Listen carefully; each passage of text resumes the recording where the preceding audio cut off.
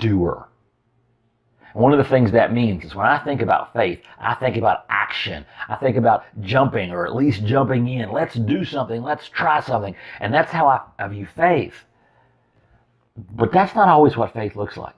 We're continuing our study in the Jumpstart in Hebrews chapter 11, where it's a list of all these people exercising faith.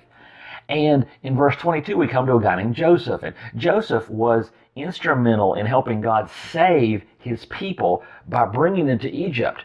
And when they came as like victorious. But what Joseph didn't get to see was there was a rough road ahead. They were going to end up slaves in Egypt for 400 years.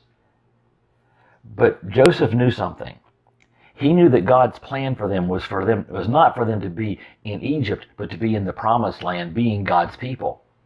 And so in Hebrews 11, verse 22, it says, by faith Joseph, when his end was near, spoke about the exodus of the Israelites from Egypt. Talk about him leaving. And gave instructions concerning the burial of his bones. Gave instructions on what to do with his body when they finally got back to the promised land. And see, Joseph shows us a different kind of faith than that active faith. Joseph shows us a faith that is willing to plan. See, sometimes faith isn't acting, it's planning.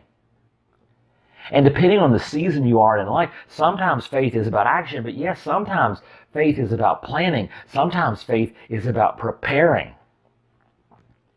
What season are you in right now?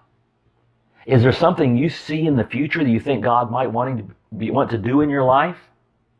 Well, it could be in this season of your life, preparing could be the greatest way for you to show faith.